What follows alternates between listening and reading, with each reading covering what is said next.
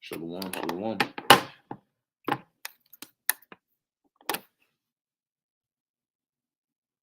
Cool. All right, shalom. First and foremost, I want to give all praises, honor, and glory to Yahweh, Bahasham, Yahweh Shai, Bahasham, Rakha Kodesh. Double honors to the elders and the apostles of Great Millstone, and peace and blessings to the elect. And in today's lesson, all right, dealing, with some more current events. As you can see, this is from Bloomberg.com, and the article is in the description box already. But as you can see, it says UK inflation could top 22% next year, warns Goldman Sachs. And just last night, I think it was last night, when I did a stream and I was going into it, how, when they make these forecasts, it's based on what they're currently seeing. But as time moves forward, what they're currently seeing changes. All right. And then before you know it, those numbers they gave a week ago or a month ago are now doubled or tripled based on what the numbers they're giving now. Okay. So as you can see, and 22% is not a small number. Right now, it's very well under that.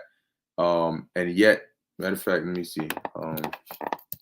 Current inflation rate in UK. All right, so it says here, don't know. Okay, so it says that UK inflation rate hits 10%. The annual inflation rate in the UK increased to 10.1% in July of 2022. So we'll take that as let's say, like, somewhat of the most recent or accurate information.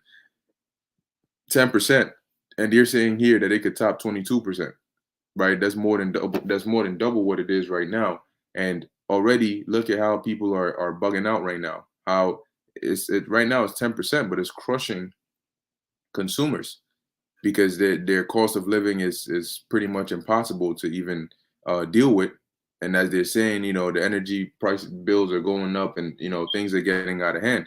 So at the end of the day, what do you think it's going to look like when they say, oh, it's going to top 22%? Means that it's not going to be 22%, but it could be higher, right? And that's from what they're saying now. We're in what? Are we in September yet? Nope, we're not in September yet, but we're almost there. We're practically there. So what are the numbers going to be mid-September? What are the numbers going to be early November or October? So as it says here, UK inflation could top 22% next year if natural gas prices remain elevated in the coming months, Goldman Sachs Group warned. And, this is how these elites temper with the people. They temper with, situations. They design certain crises and situations so they can get a desired outcome.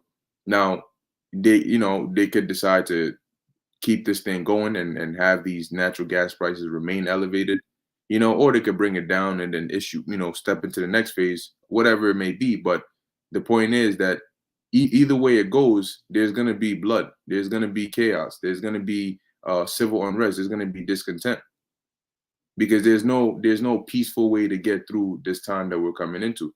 This is a major transition that they're trying to push upon the people. And these transitions usually come through different horrible, horrific, traumatic crisis-like events.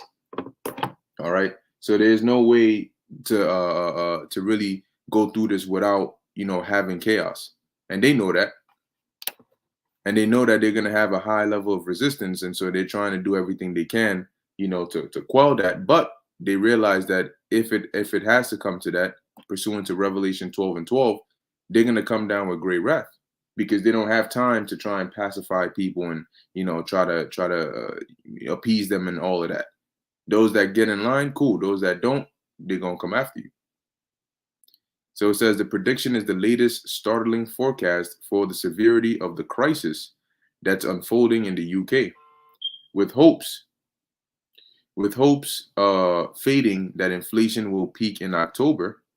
Goldman's outlook is even more gloomy than a prediction last week from Citigroup, which price gains peaking at 18.6%, well above the 13% figure the Bank of England forecast earlier this month. And yeah, pretty much as it says, hopes are fading, right? Because they thought, okay, well, we think it's going to peak at this point. Oh, but then we came out and found out that it doesn't look like that's going to be the case. How did this place go from I believe it was last year or 2 years ago, when we were talking about inflation and people were bringing it up here and there, and you had the Feds come out, oh no, there's going to be no inflation, no, that's not inflation. And then you can see the transition from that's not inflation, there's going to be no inflation, to oh, it's just a little bit, it's gonna go up just a little bit and it's gonna come right back down. All that stuff, so that should already tell you what to expect from what you're seeing now. Every time they come out and give an announcement, it's to backtrack on what they said before, or to try and do some damage control on what they said before. And really what they're doing is slowly revealing the truth to you, but in little pieces. So they don't just tell you everything at once and then have a whole riot on their hands. So it says in a note on Monday, written after an upward spiral in gas prices, Goldman economists led by Stephen Jari Stead said that if prices stayed at those levels, the UK will be forced to increase its energy cap by a further 80% in January. That will push inflation to 22.4% and trigger a 3.4% decline in GDP. All right. And like I always say this, man, don't let the numbers fool you.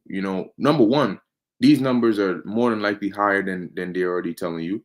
And number two, you see something like 3.4%, but that's kind of small because you keep imagining it on 100% scale. But 3.4%, the larger whatever it is you're measuring is, that when you can have 1% of something, but 1% of something is a lot, depending on what the pool size of what you're dealing with is. Matter of fact, let's do 1% of world population. That's about 78 million people. For 1% is about 78 million people, right? So now if you did, I don't know, like 1% of like, I don't know, something smaller, then relative, like 1% of $1, that's a very small amount, right? But when you come here, you still the larger the pool of number that you're percentaging, right, is the higher that amount is. So when you see things like that, oh, but it's just 3.4%, or it's just this percent, you got to consider what percent of what, because that can still have a heavy impact. So it says if energy costs moderate, as predicted by the bank's commodities analyst, the peaking inflation rate will be 14.8% in January, the economist said. That's still enough to push UK into recession, yeah, because right now they're about what 10% or so.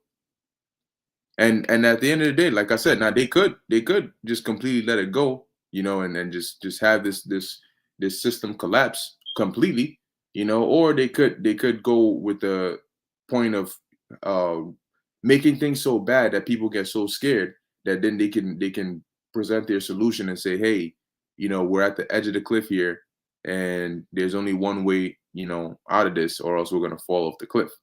And then, at that point, they can hope that people would be willing to cooperate. But it also depends, right? It also depends on what this extreme measure is, because some people would rather just fall off the cliff. So it says, in a sign of the extreme volatility in power markets, gas prices plunged on Tuesday, on signs that the region is stepping up efforts to curb its consumption and build up supplies for winter.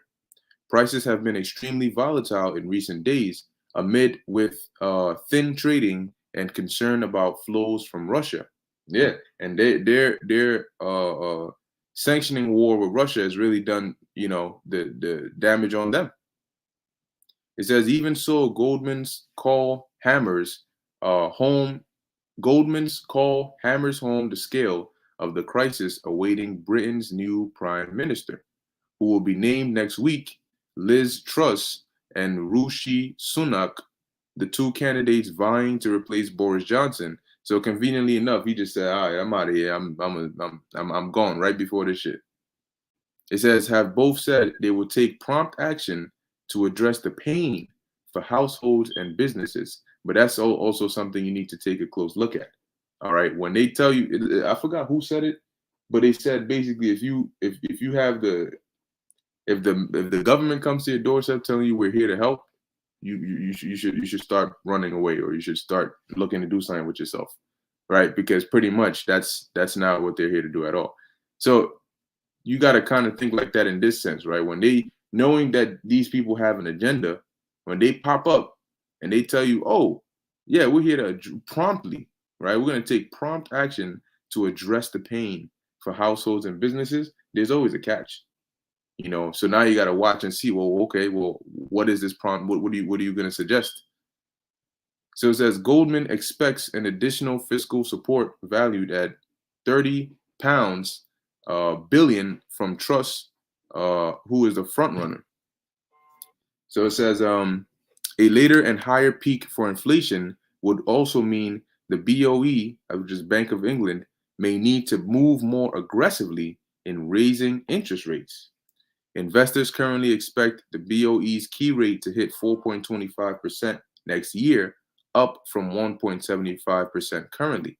And all this talk about inflation, I mean, at first, if you're not familiar, it just sounds like, oh, like some economic terms and all of that. But you have to learn about the effects. What effects does this have upon the average individual?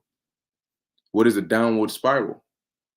Right now, this is an article that I found. I'm likely not going to read through the whole thing, but I pulled it up, and it says here: impact on inflation, or impact of inflation on economic security, women, and families. Interesting. Why didn't they put men? Why women? Because things when things are hard, they're always harder on others. It's hard on men, it's harder on women, and it's even more harder on children. So it says women, who make up the bulk of low-wage workers and are the majority of both paid and unpaid caregivers, are feeling the impact of inflation in all aspects of their lives, including at the grocery store. When was this? Wow, this is April 28th, 2022. So fairly not too long ago.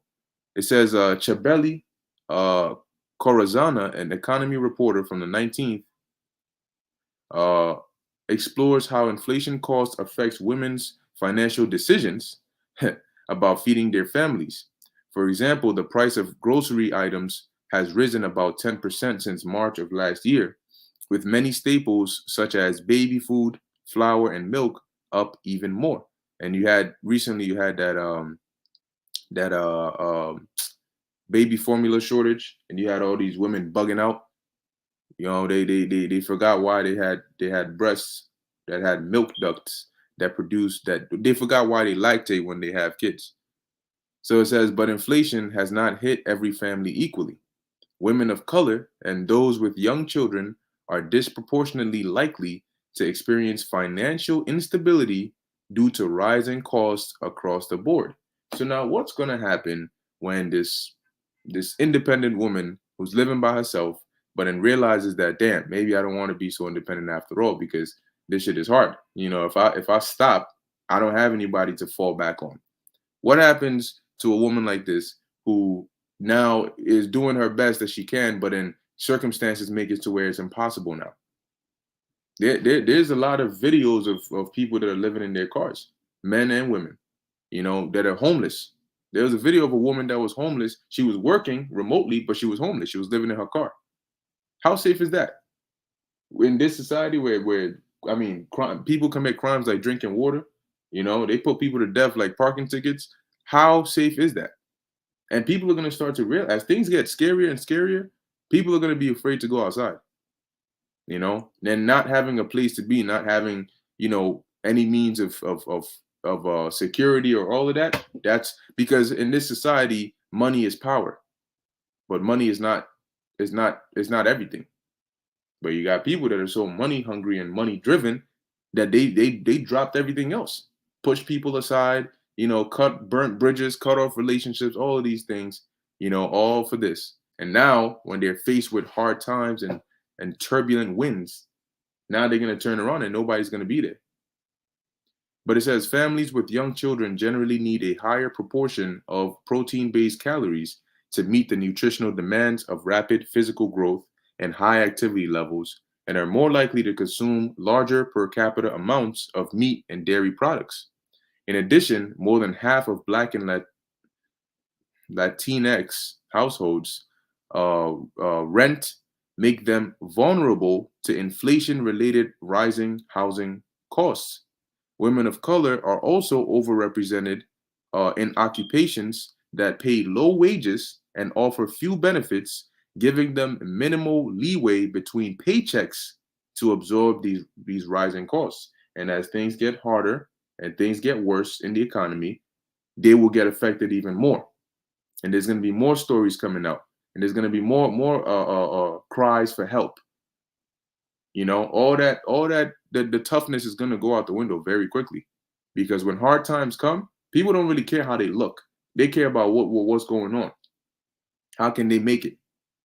It says many women have turned to food pantries for support. Food banks and pantries have noted a significant increase in visitors, and people are going to be stingy, man. People are going to be stingy. You'd be surprised. Here it is. You're going to fall into a situation of where you need help, and you're going to turn to somebody that you thought would be there. You finally find their phone number and you give them a call and ask them for help, and they're going to tell you, even if they say it in a nice way, more than likely they're going to turn you down. Damn, man, I totally hear you, but I can't. I can't really have. I'm sorry, I'm going through it too. And sometimes it may be true, right? This person is just barely able to provide for their family. How are they supposed to take on your problems? So what are you gonna do when you have nowhere else to turn?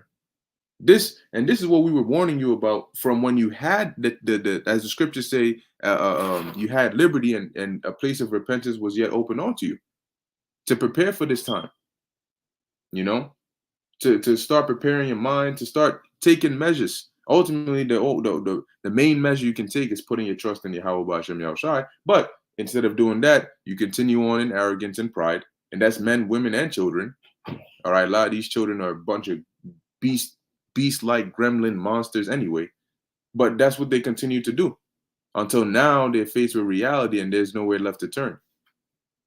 The only thing left for you is judgment. And judgment got his arms wide open, waiting for you. So it says, according to it's like you're trying to run up an escalator that's going down, and at the end of the escalator, judgment is just standing there with his arms open. It's like you're not gonna get up this escalator. It's gonna bring you right to me anyway. So you can try to run, but it's not gonna really. It's gonna be to no avail. There's no escaping the judgments of the Lord, as it says in Hebrews 10:31. It is a fearful thing to fall into the hands of the living power, and you pissed off the wrong one. Many women have turned to food pantries for support. It says food banks and pantries have noted a significant increase in visitors, with over half being women. And eventually this will all lead to Isaiah 4:1, because it's going to be so bad. And they're not designed to just be, that Wonder Woman and G.I. Jane and all that. No, that's not how it works. All right. It says, according to a survey by Propel, creators of the app that helps supplement Nutritional Assistance Program, or SNAP, recipients gain access to their benefits. Food insecurity has increased recently. About 30% of users, most of whom are women, reported having to skip meals and visit food pantries. You hear that? The demic and food inflation have exacerbated our country's food insecurity issue. And they're saying it's going to get worse coming this fall. So brace yourself. Improving job quality, closing the gender wage and wealth gaps, and bolstering our safety net systems for parents and children are all needed to support families through our current period of inflation and economic challenges yet to come. Well, according to the Lord, that's not going to be the case. What's coming is judgment, and what you need to do is get right. All right, there's going to be nobody there to support you, except Yahweh Ba'ashem Yahweh Shai.